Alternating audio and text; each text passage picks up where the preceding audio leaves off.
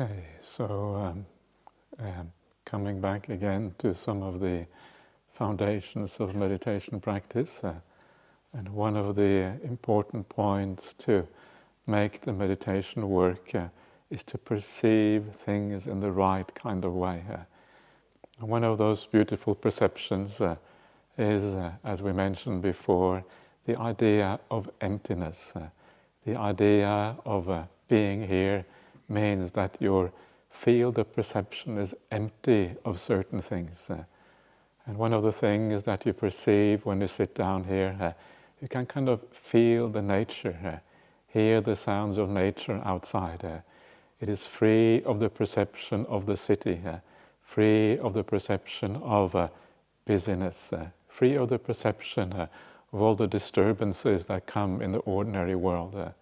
So tune in to that perception of forest and wilderness and bush, or whatever you want to call it, and feel the peace that comes with that.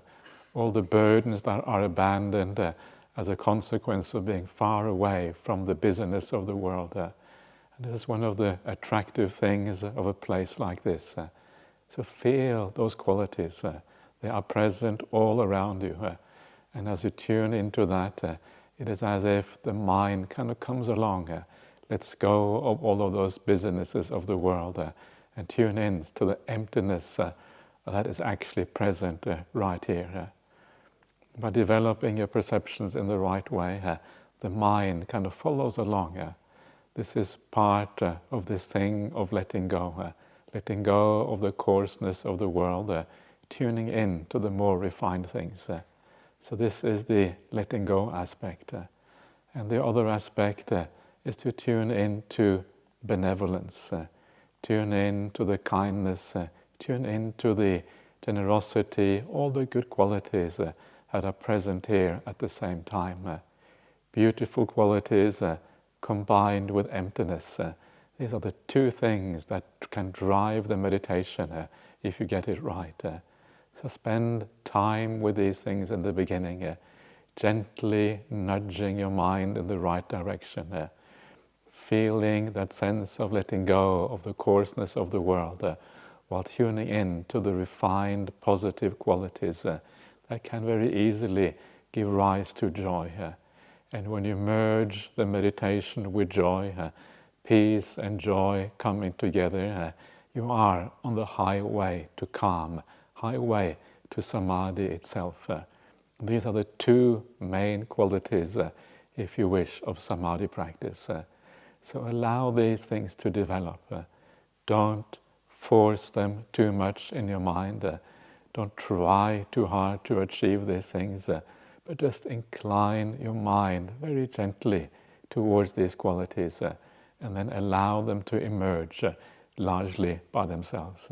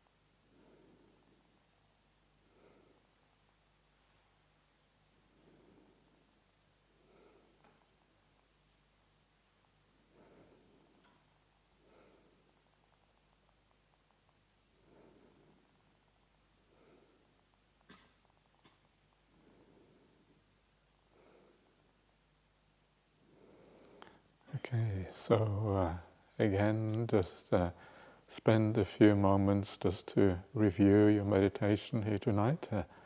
And again, look for the simple things. What does it mean to let go? How does it happen? How do you develop your perceptions in line with the meditation? And again, try to understand how these things work.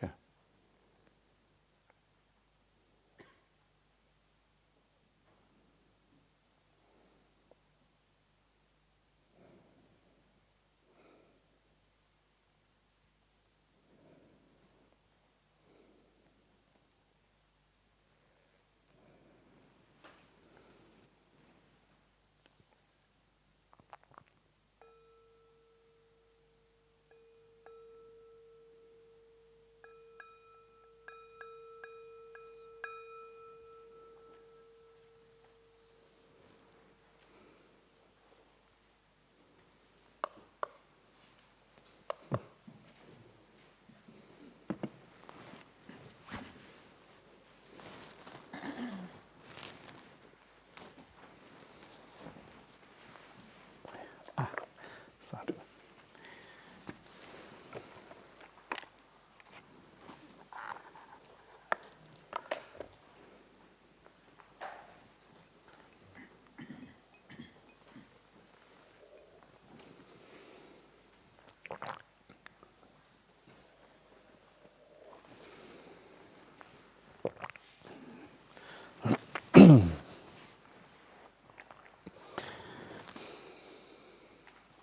Okay, so let us get started on the questions for tonight. So here we go. Number one. Okay, so here we are. I often feel overwhelmed by the suffering that exists in the world. However, I'm still quite attached to many people and things, so I can't see ordination as an option. I'm also on the beginning of my spiritual journey. How to proceed as a good person in the world without this sadness? So, yes, there are many problems in the world. And when you look at the world as it seems to be with the wars and all of the kind of things, it may seem like it is in many ways, almost a bit unbearable. But the world is often quite different from what it appears. Sometimes it's useful to look a little bit behind the surface, and so the surface layer is suffering. But many people are actually, even though they are suffering, they are often good people. They still have good hearts. They're still living in the good way. And so one of the things to do is to remember that despite all the suffering in the world, people still often have good lives in an interior kind of way. They're still living in a positive way, and that positive way is what leads to long-term resilience. It leads to good rebirth in the future. It leads maybe to overcoming those problems at the end of the day. And so sometimes I think we think about the world in the wrong way. We look at all the people who would die. Well, again, the idea of death is not necessarily as bad as we think it is. You die, and what matters is how you have lived. And if you have lived well, it means you're going to carry on in a good way in the future. And so death is not really the biggest issue from a Dhamma point of view. The biggest issue is how we live. Death is inevitable, but how we live is not inevitable at all. We can really make something out of our lives. So one thing is look behind the surface. One of the things that I have often talked about is the strange thing about happiness in the world. We often think that happiness is living in peaceful times when there is no violence, when there are no problems or whatever. But actually sometimes people in violent places, in war zones or whatever, they are sometimes more happy than people who live in peaceful times. It's one of those paradoxes of happiness. And the reason is because when the world is collapsing around you and your country is being invaded or whatever, you realize that you have to let go of the superficial comforts in life. You can no longer cling on to the worldly pleasures and the worldly happinesses, and you have to look for happiness somewhere else. And because it is a war, because there are problems, very often you kind of come together and you work together because you have like a common enemy and you have more compassion for each other. You don't necessarily even hate the enemy, but you create kind of a better society based on more cooperation and coming together. And there are many people who describe this. Actually, during wartime, they feel a greater sense of meaning, a greater sense of purpose, more spiritual qualities than what they feel during times of peace. And so the world is sometimes very different from what we think it is. And you need to kind of observe things in a deeper way to understand what is going on. So this is number one.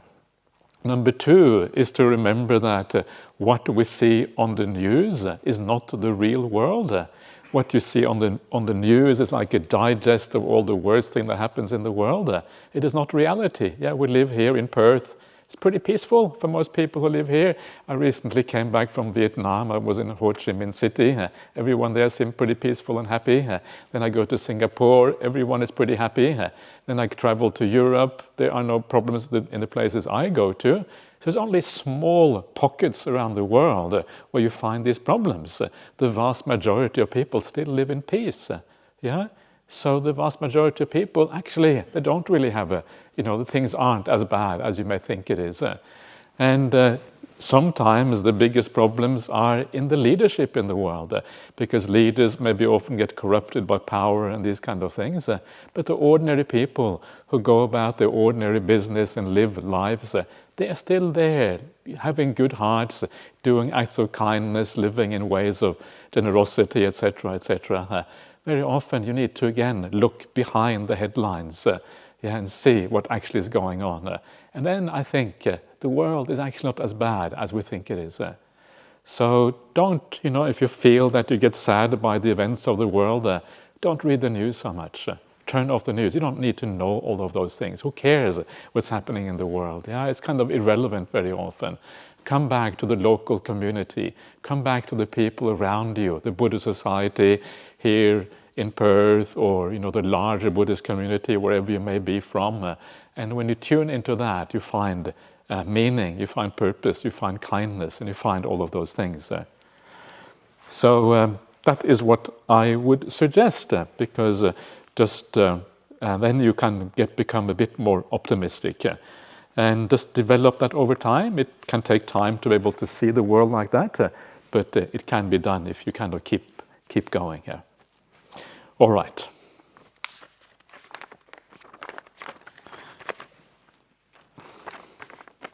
Dear Ajahn Brahmali, so in the MN98 at Nalakapana, the sutta we did earlier on today, why did the Buddha single out well-known gentlemen to affirm their motivations for going forth? He even asked the mendicants not about their motivations, but about those well-known gentlemen. No surprise that the mendicants kept silent. So I think the idea here, I remember the idea here, this is in ancient India, and people would go forth from all kinds of reasons. And as I mentioned before, some of those reasons were not very noble. You lived in a society where maybe you were downtrodden and things were very difficult, and you went forth, and no one was particularly surprised because, you didn't have much of a future anyway, and so you decided to go forth, and you maybe you would still make something really positive out of your monastic life, but it wasn't quite as obvious. And so the point about singling out the well-known gentlemen is that these are the establishment of that society. These are like the upholders of that society, the people who were wealthy, who were well off, who had large families, maybe lots of people working for them. They had if anyone should not go forth, it would be them. But they too go forth. Sometimes you see the kings in society go forth. And so going forth has nothing to do with trying to escape the kind of ordinary suffering and oppressions of the world. Going forth has to do with a deep insight into the nature of what it means to be a human being. And that is what a passage like this is trying to tell you. It doesn't matter what your station in life is. That is kind of irrelevant. It's about the human condition in a very general sense. And that's why he singles out this idea of well-known gentlemen. Gentlemen, the Pali word is kullaputta.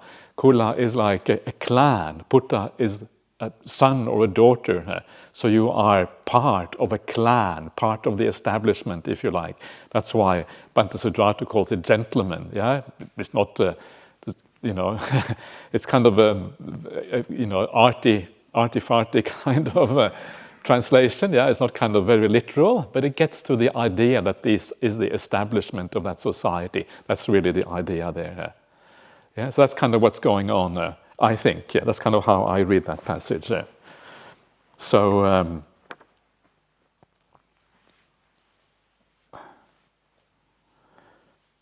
yeah. Okay, so I hope that makes sense. And again, if the things I say don't quite answer your question, please try again later on, because I'm very happy to answer the same question many times.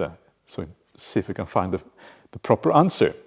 Dear Ajahn, thank you for giving us your time in the interviews. It's very precious. I did think of a question.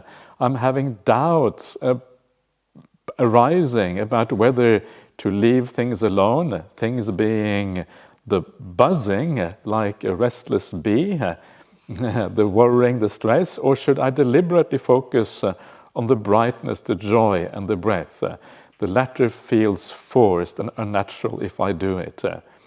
If I stay content with restless mind, even leaving the brightness alone, things settle, but not for long. What to do? So, yes, I think it is good to generally leave things alone. It doesn't mean you cannot focus on the brightness, but the trick is to enjoy the brightness. And then if you enjoy the brightness, the mind is drawn to it, and you will go there whether you want to or not. It is not about forcing the mind, it's about appreciating the good qualities that are there.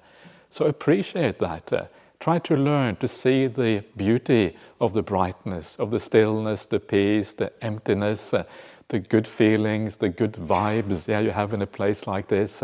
And by kind of attuning to all of those good qualities, the mind just goes there. Yeah, you don't have to force it at all. It's just happy to go there.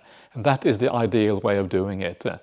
So this is what I mean when we talk about the meditation practice. We shouldn't do very much. The idea is not to do, but the idea still, you need a bit of nudging, a kind of just a reminder to, okay, I should focus on the positive things, like a reminder, seeing the beauty in that, a reminder to just allow things to be. So gentle reminders like that, not really doing very much, but a nudging of the mind is often sufficient. And then be lazy. It's interesting, the idea of, we are such doers in the world. We think that doing is always the path forward. But in meditation, it's the opposite of doing. And sometimes it feels like laziness. I'm just being lazy. But it's not exactly like laziness.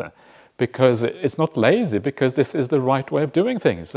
If you're lazy, it means you just stay in bed all day. Obviously don't, because you're here, so you can't stay in bed. So you're not really being lazy. So it is more about the general attitude that feels a bit like laziness. And because it feels like it, don't be afraid of being lazy. Sit back, allow things to be, pretend that you are lazy, Just allow the world to run. You're sitting on a bench in the park, watching the world go by. You're the passenger, you're not in the driver's seat. And then you nudge the mind very gently towards remembering the beauty of the light, the beauty of the peace. And then the mind, like a dutiful pet or a dog, would just walk in that direction by itself because it enjoys it.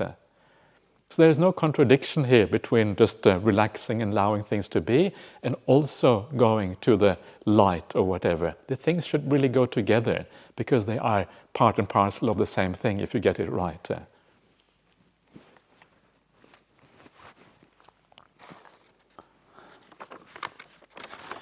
Okay, wow, it's a long one. So that's good.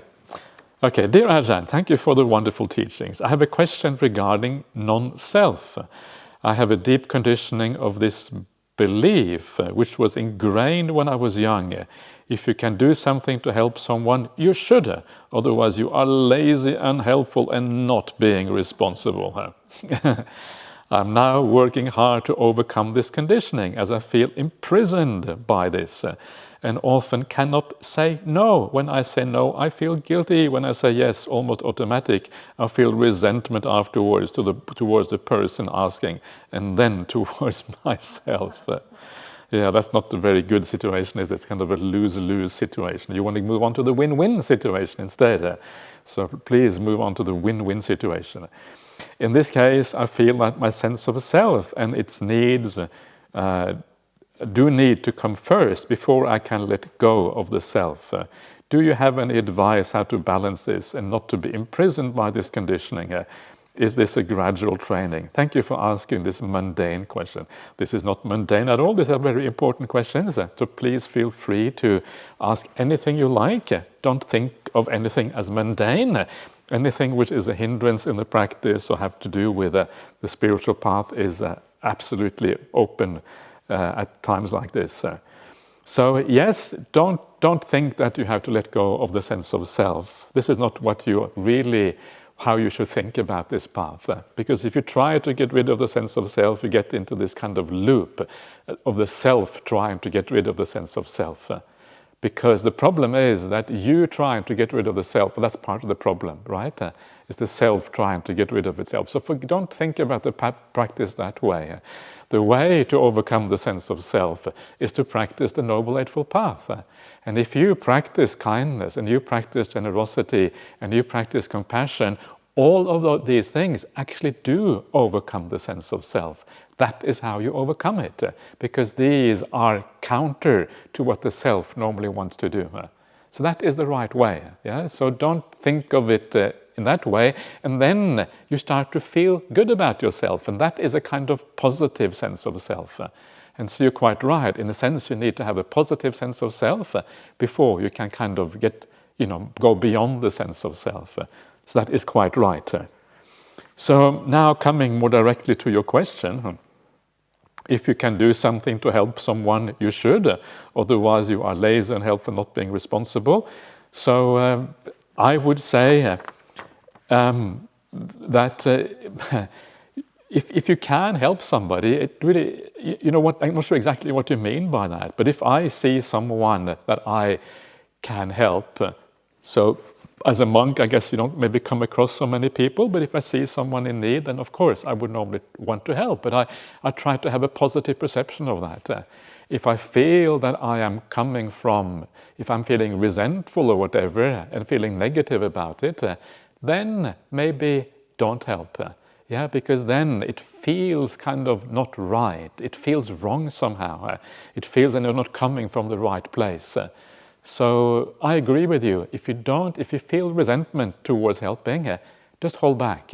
Don't do it. Wait till you build up a positive perception of helping. When you really want to help, that is the right time to help.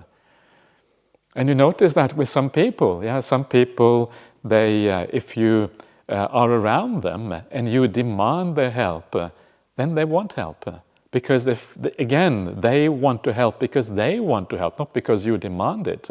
In the same way, you should probably avoid helping if you feel it is too much of a demand coming from others. Because if it is a demand coming from others, then it doesn't have that beautiful sense that you are voluntarily giving your services. So if someone demands your help, say no. See what happens, yeah? That's kind of scary moment, yeah? When they demand it and you say no, then see what happens. Because they don't have the right to demand your help anyway. What right do they have to control you? No right whatsoever. So if you feel they are demanding, hold back. And if they get upset, it's not your problem, it's their problem, yeah? Because they have no right to demand those things in the first place. And then you kind of take it from there, and then maybe then you start to get the joy back in giving again. And when the joy comes back in giving, then you give. Yeah, so you understand, you find the right way through this, and then you're kind of heading in the right direction. So of course you have the right to say no. So just let it be. Try it out a few times. After a while, you won't feel so guilty anymore. Yeah, it's only initially it's kind of hard to do these things. After a while, it becomes kind of second nature. But don't be cruel to people. Yeah, if someone really is in need, then you do what you can to help out. But if someone is demanding it for no reason, then I think sometimes holding back is the right way to go. I know this because I know that from Ajahn Brahm. That's how he does. That's how he lives his life. If he feels someone is too demanding, he won't do it. But if someone comes to him and says, "Oh, please, out of compassion, give a teaching, or come to our house for a dana," or whatever. If someone asks in the right way, then he will do it. But if someone feels entitled, then he will probably say no. And that is, I think, the right way of doing things. So try something like that and see what happens.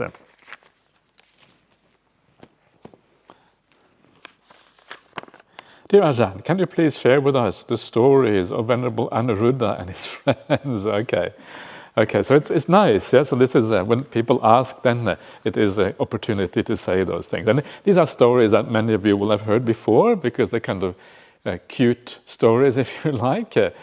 But this is the story. There's many stories with Anuruddha from the suttas, because he was one of the Buddha's kind of greatest disciples. But one of the stories I was thinking of is the story where he goes forth, because all of these Sakyan people, many of them go forth. So after the Buddha's awakening, after a few years, he goes back to the Sakyan country and he visits kind of his relatives and the larger clan. And while he's there, lots of Sakyans decide, okay, wow, look at our relative, the Buddha. He's kind of, wow, amazing what he has done. We should go forth. And then almost from every family of the Sakyan clan, someone becomes a monk. This was before the time of nuns. So the monk, kind of someone going forth from every family, except for one family. And that's the family of Anuruddha and his brother Mahanama. Two really upstanding Sakyans. They were the cousins of the Buddha. And so then one day Mahanama goes to Anuruddha and he says to Anuruddha, well, look, Anuruddha, from all the families in the Sakyan clan, everywhere one son is going forth, but not in our family. Either you should go forth or I should go forth. And what does Anuruddha reply? Anuruddha replies, well, actually, I have been brought up in so much comfort. I have been kind of dilly-dallied with and lived in mansions and kind of eaten cakes my whole life. You know the story of the nutty cakes. The story of nutty cakes comes in here as well as part of the story. I've eaten so many nutty cakes. No, I've eaten so many cakes. I've been so spoiled, I can't really go forth. And so just to give an idea how spoiled he was, he was so spoiled that whenever he went to his mum and he said, "Mum, give me some cakes," the mum said, "Okay, here you are, cakes." And then one day, after many years of getting cakes all the time, there wasn't any cakes. And so his mum said, "Nutty cakes." And nutty cakes means there aren't any cakes. But he had never heard the word nutty before. So he said, "Yes, please, give me some nutty cakes." He thought nutty cakes was a kind of cakes. He didn't understand. Actually, there's no such thing as there aren't any cakes. So that's kind of how spoiled he was, according to the story. I'm not sure if it is entirely true, but something like that. It always occurred to me that you have to be pretty. Is it a good mother to give your son cakes every time he asks for cakes? Probably not a good mother, right? I don't think mothers are supposed to do that. Sometimes it's supposed, okay, now enough cakes. Have something else instead. I think that's kind of what they're supposed to do. I don't know. I've never been a mother. Well, I probably have been a mother, actually. I just have to kind of go back way into the past somewhere. So he has been very spoiled, right? Spoiled rotten, as they say. And so there's no way I can go forth. Too difficult to go forth. You go forth. And that's so then Mahanama said, okay, I will go forth, but that means that you will have to take on all the household chores. Says, what? What do you mean household chores? Too spoiled, no idea of household chores. Okay, so what are those household chores? Well, the household chores are that when the spring comes, you have to till the fields. You have to kind of prepare the fields for sowing. So till the fields, plucking out all the rocks in the fields, making them ready, and then you have to make the furrows in the fields. Now to making the furrows, you have to put in the seeds. Now to putting in the seeds, you have to irrigate the fields, and after irrigating fields you have to drain the fields, and after draining the fields you have to weed the fields, and after weeding the fields, and the kind of the the crop comes up, you have to reap the crop. After reaping the crop, you have to thresh the crop. After threshing the crop, you have to winnow kind of all the bad things out of the seeds, out of the cereals, and eventually, when you get all the cereals kind of gathered, you have to put them in storage, so you can use them throughout the year, and then you have also a remnant for sowing for the next season. And then, as soon as you have kind of put it into storage, then the next season begins. You have to kind of till the fields again, and that's how it goes. And then Anuruddha says, but wait a minute, when does the work stop? And then Mahanama says, the work never stops. While they were working the fields, our fathers and grandfathers died right there, and the next generation carried on. And then Anuruddha said, well, in that case, I will go forth and you stay in the household life. So this is Anuruddha for you. He was a bit of a scallywag, in his kind of young days. And of course, what is interesting about him, even though he was a bit of a scallywag and he was a bit lazy and he didn't really do what he was supposed to do, he still became a really, really good monk. That's kind of really fascinating. So something kind of clicked with him when he became a monk. And then he meditated obviously really well, and he had obviously some very good qualities, even though he was a bit spoiled. And so he became one of the Buddha's kind of chief disciples as a consequence of that. So that is the story of Anuruddha, as you find it in the Vinaya Pitaka, and a few kind of additions from the commentaries and various other things in there. And there are other stories also about Anuruddha, and you find that in the suttas. And one of the beautiful stories about Anuruddha is Anuruddha with his two mates. And his two mates, or his friends, if you like, are Nandiya and Kimbila. And actually we have two monks in our monastery, one called Nandya, one called Kimbila. We're still missing Anuruddha. So the next one ordains Anuruddha, then we have all three, and then we kind of see what happens if someone would. So, and it's beautiful stories about these three monks and how they lived together, how they were really good friends, they were looking out for each other, how they were practicing, etc. That is found in the main one is found in the Upakilesa Sutta, the sutta on corruptions or defilements. In the middle-length discourse is number 128. That's where you find that sutta on Anuruddha and his friends. And they occur also in a couple of other suttas as well, and various other places. So that is a little bit about Anuruddha. If you are interested in the lives of these great disciples of the Buddha, there is actually a book called The Great Disciples of the Buddha, which is available, and it kind of tells those stories of a variety of disciples. And it's quite inspiring. Not all of the information there might be 100% accurate, a little bit of mythologizing probably, but nevertheless quite inspiring to read. Okay, let's carry on. Wow, okay, that's interesting. Okay. Dear Ajahn Brahmali, I saw an interview with AI on philosophical topics when discussing does God exist. AI said, as part of its answer, said that continued existence is pretty well a proven fact, given the many thousands of recorded near-death experiences. Wow, okay, that's interesting. AI accepted this as truth. Scientists today are using quantum theory to prove the separation of mind and body. It seems as if the concept of continued existence may well be accepted as a proven fact in our lifetime. Ajahn, if this transpires, how will this change society and the world we live in? A world where just about everyone accepts continued existence. I thought this would be a positive easing everyone's fear of dying. But today you said this is not how we should look at it, that indeed the opposite is the case. The fear of re-death replaces the fear of death. Apologies for my terrible handwriting. This is the only thing longer than a shopping list I have handwritten in 20 years. I could read, good news, I could read your handwriting, so that's good news, So not to worry. Yeah, so that's interesting, isn't it? That AIs are saying this, because what that means, AI is just picking up on the literature that exists in the world. So it must be picking up that actually there is a lot of things being written these days and being available on the internet that actually that rhymes or is aligns with the idea of rebirth, and that aligns with the idea of continued existence. So that is very interesting, because AI is just a parrot. It parrots what's already available in the world. It doesn't really create anything new, and this is the problem with AI. But it actually shows you something about what actually is already in existence. That's kind of really fascinating.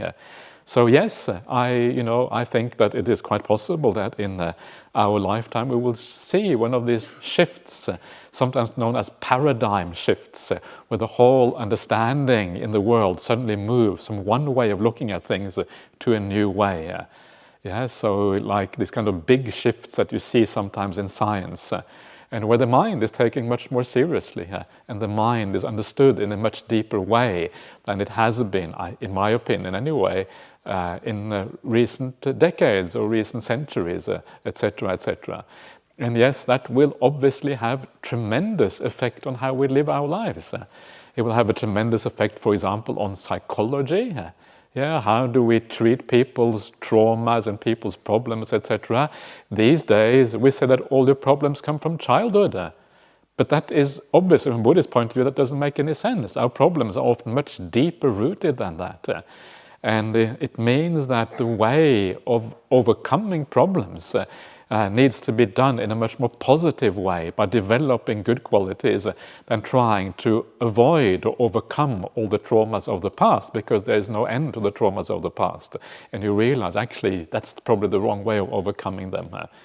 So it would change psychology a lot, yeah, or psychotherapy, and all of these things will kind of get an entirely new meaning because of that. And it is kind of interesting also how it will affect kind of how we look at the future, yeah? How we think. It also depends on whether we will understand karma, or just rebirth, because karma is a much deeper thing and much more tricky to understand than rebirth itself. But if you kind of marry the two things, karma and rebirth, well, obviously it will change how we, probably, hopefully, how we live our lives, how we are taught in schools about the values in the world, what is worth focusing on, yeah?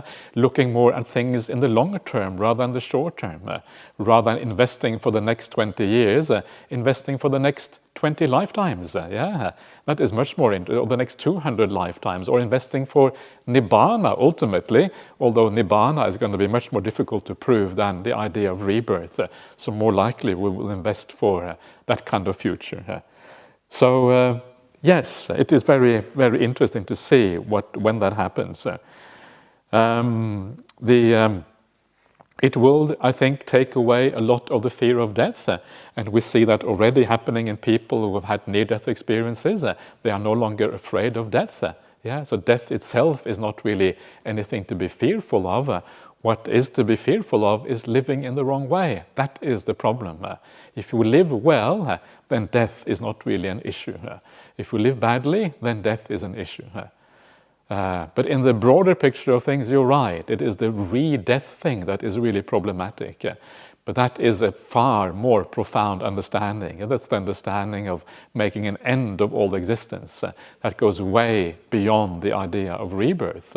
It is the ultimate consequence of understanding rebirth rightly, but it is also much more profound. And I think that is far less likely ever to become part of how we think about life and think about the world. All right. So, but this is something, I think someone could, really reflect on. It would be very interesting to see kind of all the changes in society that might come about as a consequence of taking the idea of rebirth seriously here. Okay. So, next one. Dear Ajahn, what is the relationship between karma and dependent origination here? So, very close relationship, yeah? Because in dependent origination, for example, you have sankhara paccaya vijnana from the condition of sankharas. Sankharas are the willed activities we have, that is basically the same thing as kamma.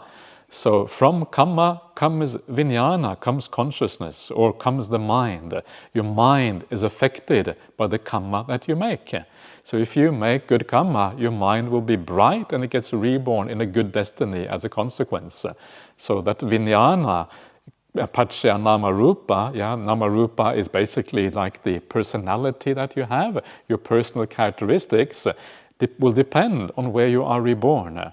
So sankhara paccaya vijnana, vijnana paccaya namarupa is exactly the same thing as the idea that kamma determines where you are reborn. It's exactly the same kind of idea. Yeah. So these things are very, very closely related, and the dependent origination has all of those aspects of the Dhamma included within it. Dear Ajahn Brahmali, I heard that if one is a stream winner, if he or she dies in jhana, he or she will not be reborn again. Why is this so? And which jhana do we have to die in to stop rebirth? Thank you. So if someone dies on this retreat, it was probably the person who wrote this question. So they get into jhana, bang, they're out of here. So it is not that you die in jhana. I don't know if it is really possible to die in jhana. It is more like you die, you go into jhana as you die. Yeah, the dying process becomes an entry into jhana, and that is, I think, what the suttas are saying. So if you have practiced jhana during life and you have relatively easy access to those jhanas, then when you die, then because you have that ability, that is where you go when you die, because your mind is already inclining in that kind of direction. Yeah, so in the dying process, the mind goes there. It doesn't matter which jhana it is. Any jhana will do. You don't have to go to the first jhana is fine. And there, because you die in jhana and you are a stream winner, then you are called a jhana anagami, a jhana non-returner. And then when you come out of that jhana in that realm, you never actually come back again to the sensual realm. You carry on in the higher Brahma lokas. Maybe I'm not sure exactly what happens, whether you go to the pure abodes or what you do, but you never actually return from there. You are a jhana non-returner. Just like the non-returners go to the pure abodes, maybe that's where you carry on afterwards. Or do you? Maybe you actually go straight to parinibbana straight away. Maybe that's what you do. Anyway, you never come back to the sensory realm. That's the most important thing here. So that's what you have to do. But you have to be very skilled at jhana in this lifetime. That is the hard part. Being able to enter jhana whenever you like, pretty much. So why is that so? It's because you are a stream enter and you have a right view. And you are in jhana, you will never again be interested in the sensory realm. The five sense realm, you have understood its downsides because you are a stream enter and you have already attained the jhanas, and so there is no interest for you at all to go back to the five sense realm. Your insight is so profound. But if you don't enter the jhanas, you're still going to be trapped in the five sense realm for a while, even if you are a stream enter. That's kind of what's going on there. Okay. Dear Ajahn, this is a in the Kurm.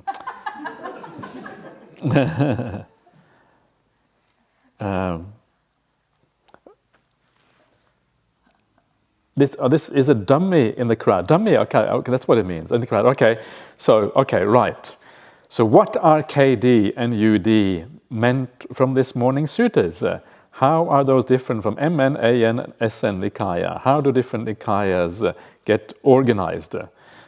Okay, so KD means Khandaka, and Khandaka is a section of the Vinaya Pitaka. The Vinaya Pitaka, yes, so the suttas, or the Pali, the Buddhist canon, what is often called the Pali canon. is divided into 3 sections. One section are the suttas, the discourse of the Buddha. Another section is the Vinaya. These are the rules and regulations of the monastics. And the third section is the Abhidhamma. It's like the philosophical teachings. And so mostly we focus on the suttas, but occasionally I also look at the Vinaya. The Vinaya is the rules and regulations for monastics. And the KD is a part of the Vinaya Pitaka called the Kandakas. Literally means the chapters. And there are 22 chapters, and we looked at one of those chapters, a very small part of one of those chapters this morning. UD means Udana. Udana is a book of the Khuddaka Nikaya. Khuddaka Nikaya means the small Nikaya, the small collection. Nikaya means like collection. So it means the small collection. The small collection is the biggest collection here. That's one of the paradoxes of the suttas. So the Udana is just a tiny little book with a few suttas in it, part of a very large collection here. So these are different from the Majjhima Nikaya, the Anguttara Nikaya, Samyutta Nikayas, middle-length sayings, numerical sayings, and collected sayings, because they belong to different collections. So these are different collections. So how do different Nikayas get organized? So middle-length suttas, or the Majjhima Nikaya, is organized according to the length of the suttas. These are the middle-length suttas.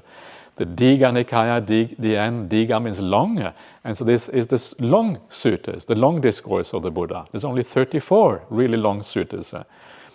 SN, Samyutta Nikaya, are the connected discourses. The suttas there are grouped according to themes.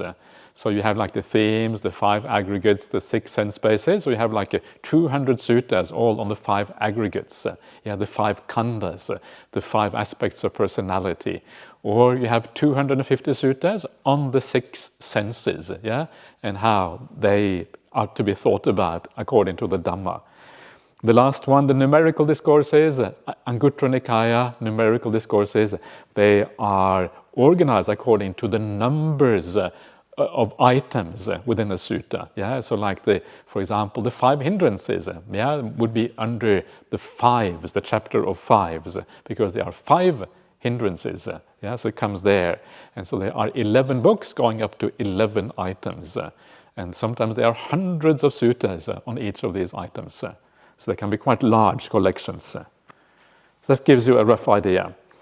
Question number 2, KD1, regarding the progressive talk of the Buddha to Yasa, what would be the alternative translation of heavens? What did the Buddha actually mean? Thank you for the teachings. So what did he mean? He meant heavens. That's what he meant. He meant the Devaloka, the world of a kind of a higher kind of existence.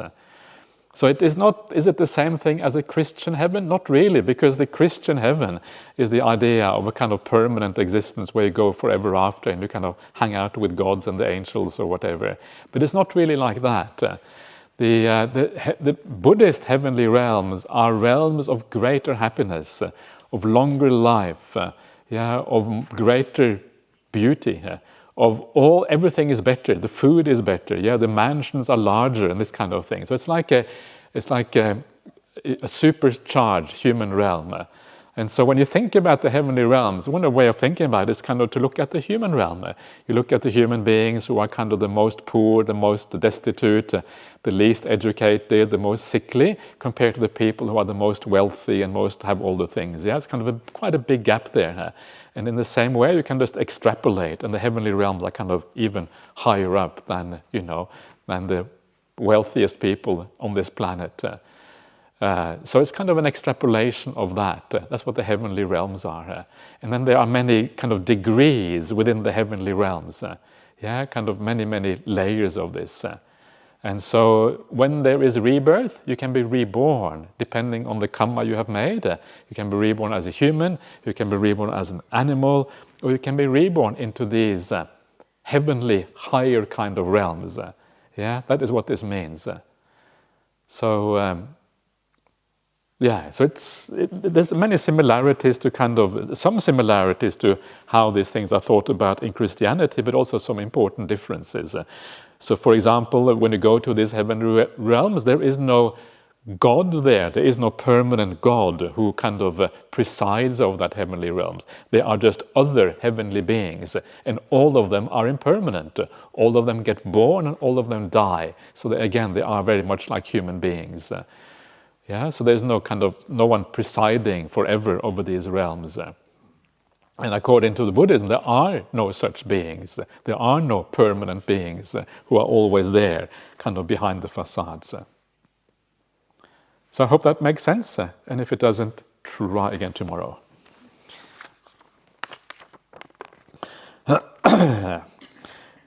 Okay, so hi Ajahn. I just hit early 30s and I'm starting to notice age spots on my face. Wow, that is scary.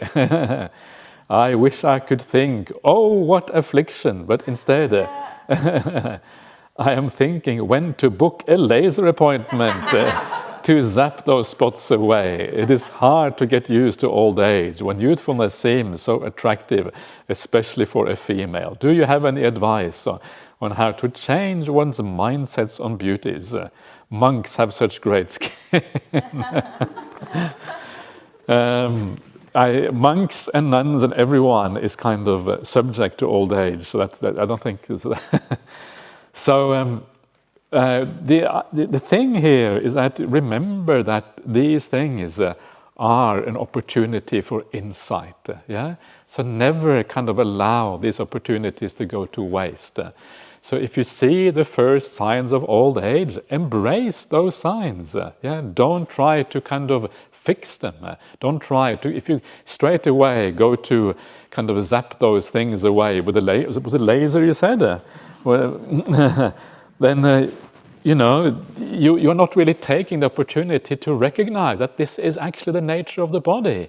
You think that you are in control. You can cure old age with lasers, right? That's kind of the idea there.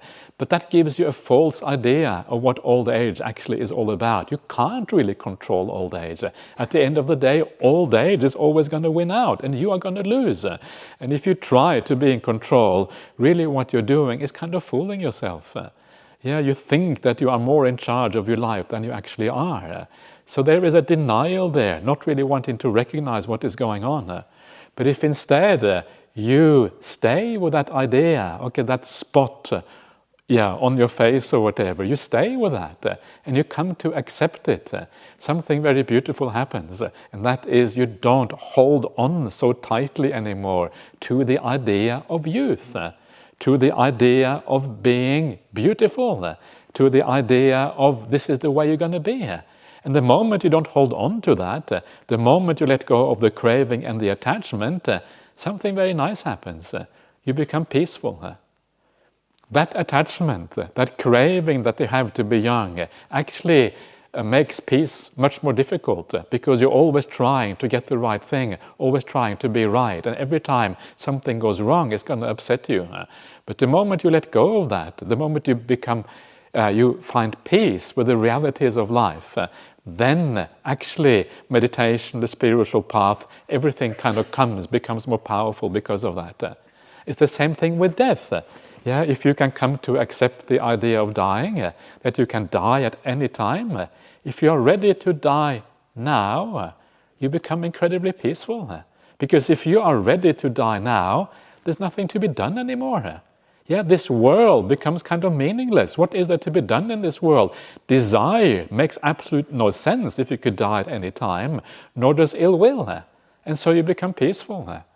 And it is one of the things that you see with people who are good at dying. When they come to the end of their life, they have lived well, they actually do become peaceful on their deathbed. Why? Because they're letting go.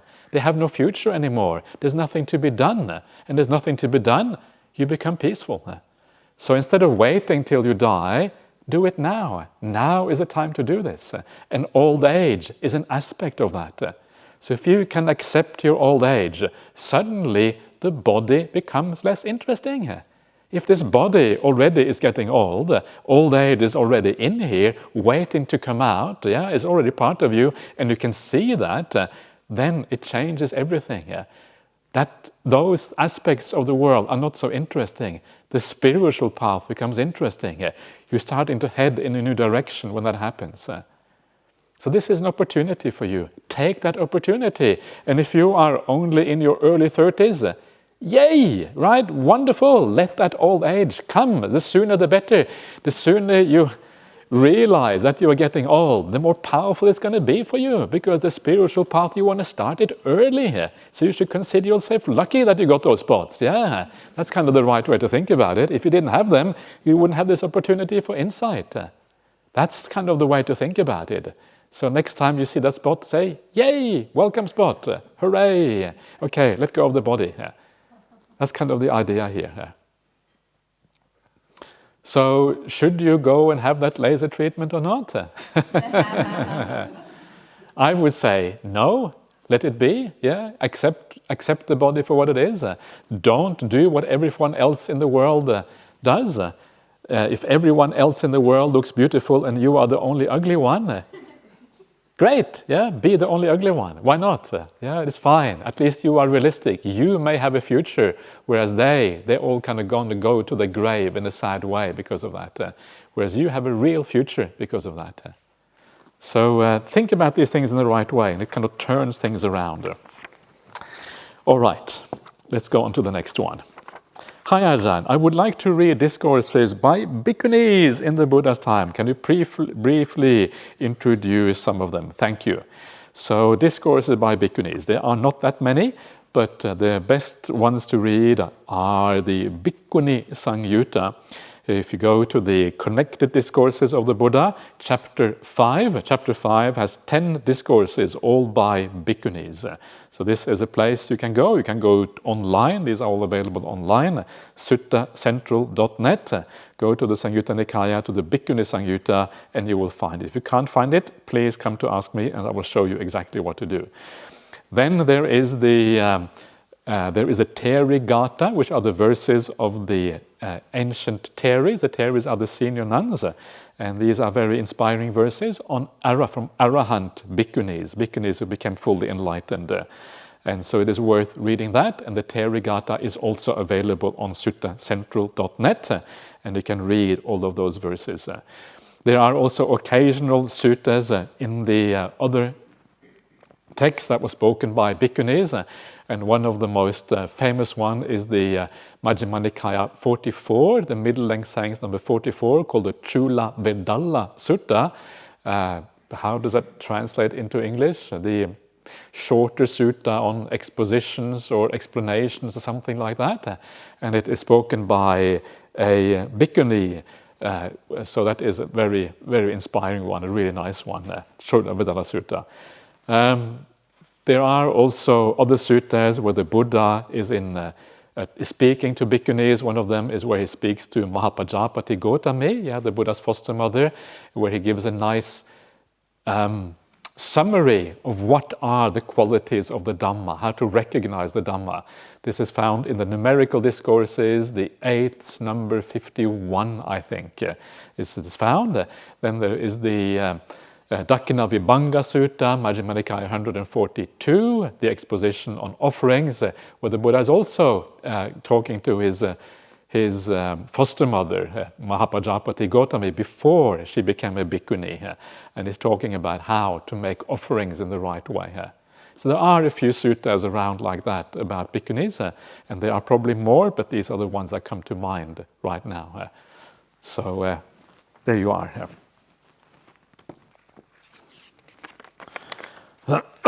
Dear Ajahn, many thanks for your insightful explanation of the Dhamma. You mentioned clinging into non-existence, annihilationism, also leads to existence, bhava. Is this dit upadana with metta? Is this dit upadana, clinging to a view? It is more like a kind of craving. Yeah, it is often called the vibhava tanha, the craving to not exist. So if you had a very kind of, some people don't want to exist in the future, they will rather just be annihilated, maybe because they recognize the suffering of existence, they had a very difficult life or whatever, and so it's a craving not to exist. So it is more related to craving than to views. And that craving, because it is a craving, it actually leads to rebirth.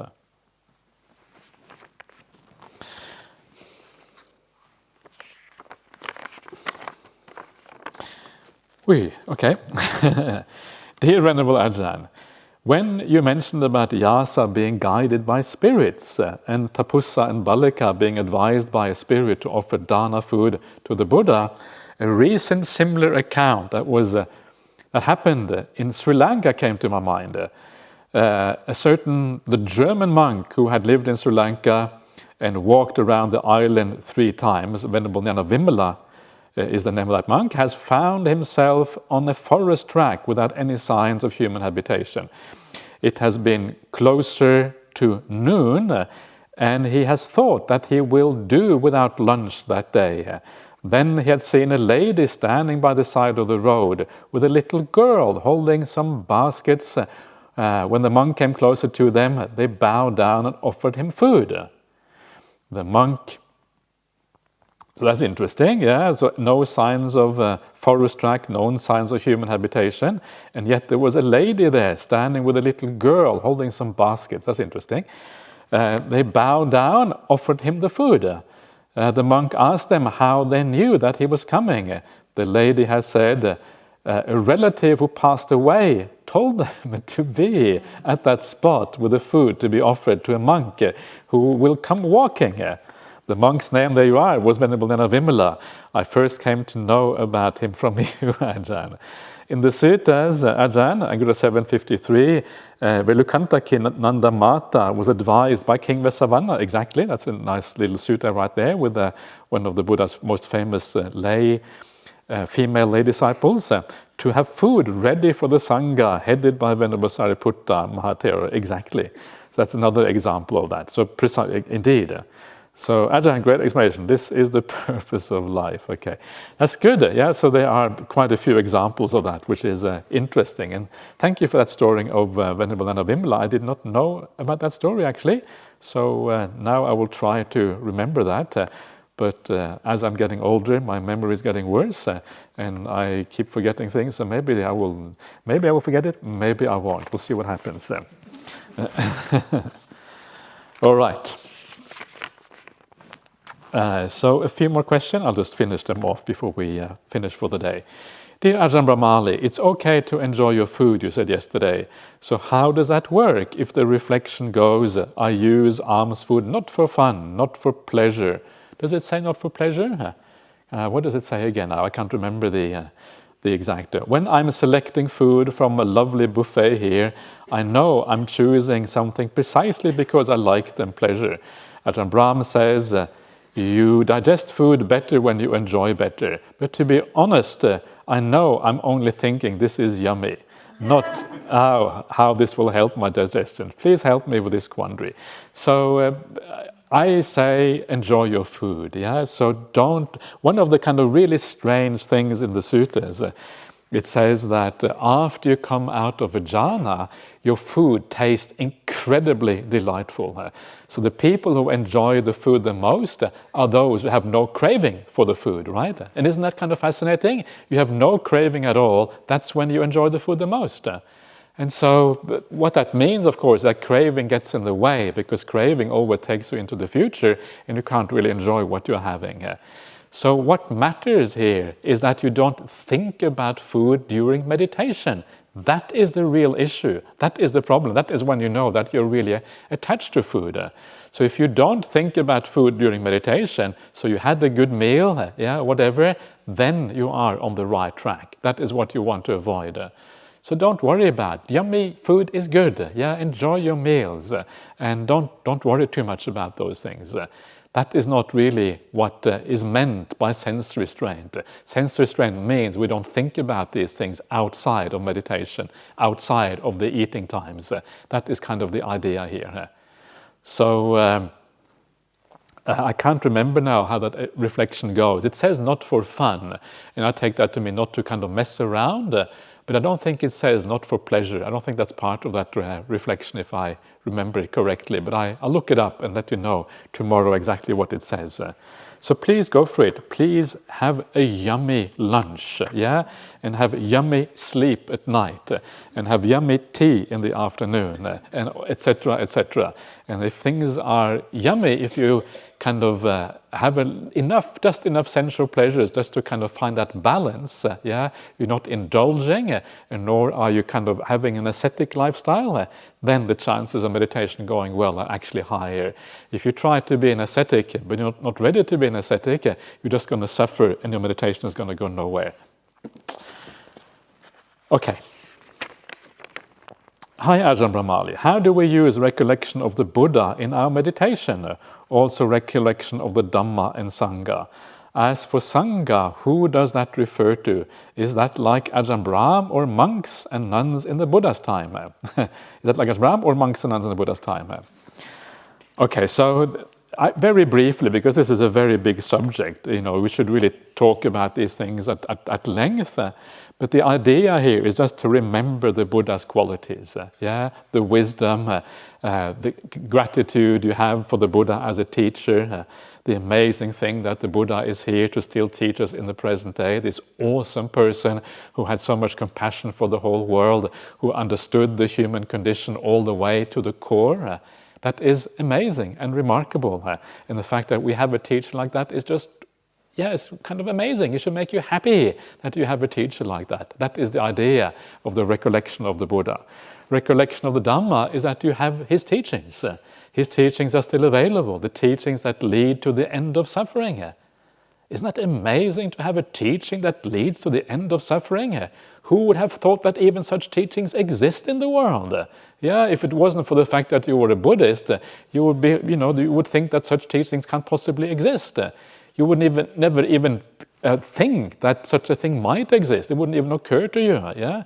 The fact that they are there is just an astonishing truth. It is enough to make you happy. That is the recollection of the Dhamma, the most important literature in the history of the world. The Sangha is the living example of those teachings. People who still are achieving those things. Yes, it can mean the monks and nuns at the time of the Buddha. It can mean any monks and nuns. Occasionally it also means lay people, who achieve similar things. So it can mean anyone who exemplifies these teachings and who inspires you to practice in the same way. That is kind of the Sangha. And the presence of the Sangha means the feeling that these teachings are still alive and still effective in the present day. That's the brief answer to that question, but it's really a rather big thing, and sometimes, not this retreat, but sometimes I teach this at length to give you an idea how to do that. You have the 610 in the next week. Do I? Yes. But only a small extract, right? I think it's only one small extract for 610. I think it's only the Chaganusati. Mahanama Sutta, yes. I don't have the printout, but I think yes, it's only the contemplation of generosity in there, unfortunately. So, Okay. Dear Ajahn, when you said the path is gradual until the end, when there is a sudden flash of insight, do you mean both stream winning and arahantship? Yes, in a sense, both, but stream winning is like more revolutionary, because that's when your worldview gets turned upside down. Arahantship is also kind of a flash of insight, I would say, but it is just kind of purifying the view that you already have. What about once return and non-return? Yes, there will also be kind of powerful flashes of insight. How could someone tell if they have reached the latter two? Well, if you are a non-returner, then you have no more ill will and no more sensual desires, and so you never even get slightly irritated by anyone, and that is kind of interesting. So you know something happened, and then you count your defilements. You realize, whoa, okay, I am now a non-returner. Something like that.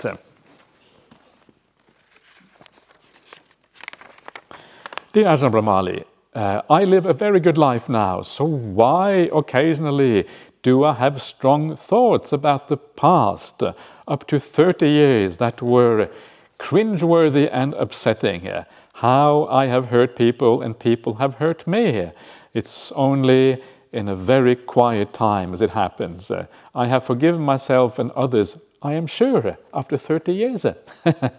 So you probably haven't forgiven fully, That's why you feel still upset about those things.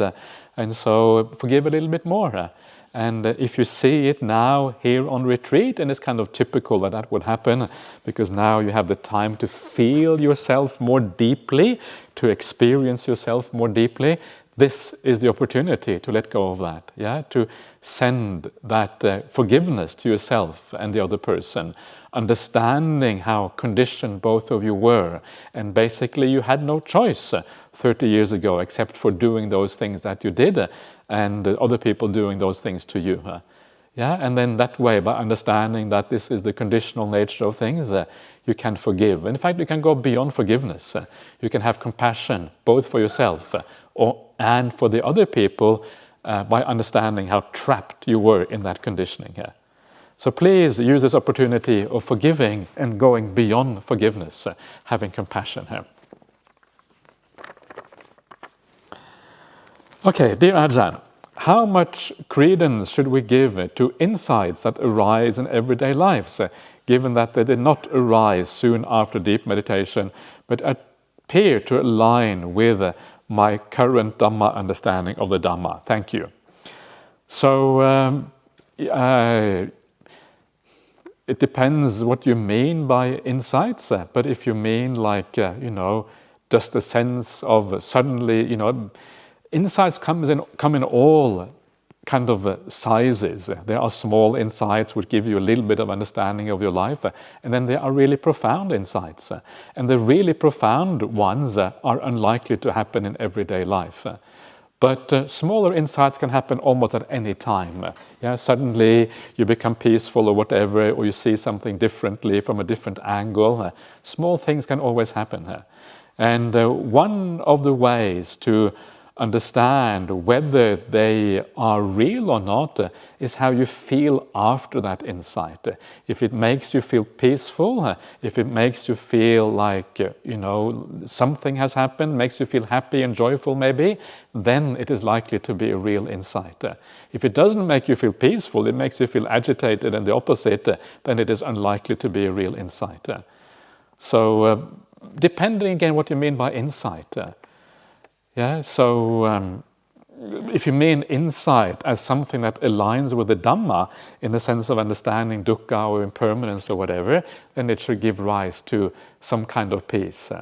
If you mean something else, then maybe not, depending a little bit of what exactly how you define it here. So sometimes people, when they say insight, they may mean some memory from the past or something like that. And that, of course, can be agitating if it is a difficult memory here. Okay, so we have the last question for this evening. So, dear Ajahn, thank you for teaching us. Why is it that I am able to meditate peacefully here, but have difficulty doing so back home? How do I bring the conditions I have here back home? Thank you for your guidance. That is difficult to bring the conditions you have here back home. It is not easy. One of the ways of doing that is to make sure that you have a nice place where you meditate. Yeah, it's kind of standard place. A second way of doing it is to meditate at the right time, a time when you feel most peaceful. Maybe early in the morning is a good time. That is often a time when the world kind of dies down a little bit. It might be a good time for you to do it. Maybe the weekend is a good time, find kind of the good things. A third way or third factor to take into account is whether you should listen to a guided meditation or not. Very often it's difficult to come into the right mood when you meditate, and that mood can be found by hearing the right kind of voice, listening to Ajahn Brahm maybe, kind of a soothing voice that kind of guides you in the right way, who gives rise to the right kind of feelings, and suddenly you find yourself back right here in the retreat center, because you close your eyes or whatever. So experiment a little bit like that. Try to make conditions so it reminds you of the meditations you had here. And sometimes you can also reflect back, use a recollection of the meditations you had here, and use that to kind of give rise to a feeling within yourself that are similar to what you had here. So little things like that, finding the right time, finding the right place, listening to a guided meditation, meditating for the right amount of time. Don't try too hard because you just get frustrated. but know yourself. Know how to settle yourself down before you meditate, so you are kind of ready for the meditation, by maybe reading something or walking a little bit or whatever, and gradually you find the right way of doing this. Okay, everyone, that is all for this evening. So once again, I wish you a wonderful night's sleep, and I will see you back again here tomorrow morning. So as always, let's finish off by doing the Arahang Samma Sambuddho.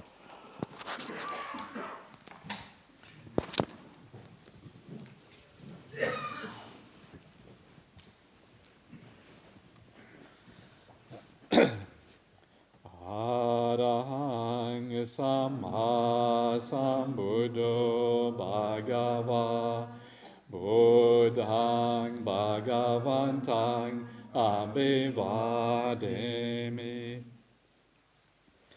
Svakato Bhagavata Dhammo Dhammang Namasami Supatipanno Bhagavato Savaka Sangho Sanghang Namami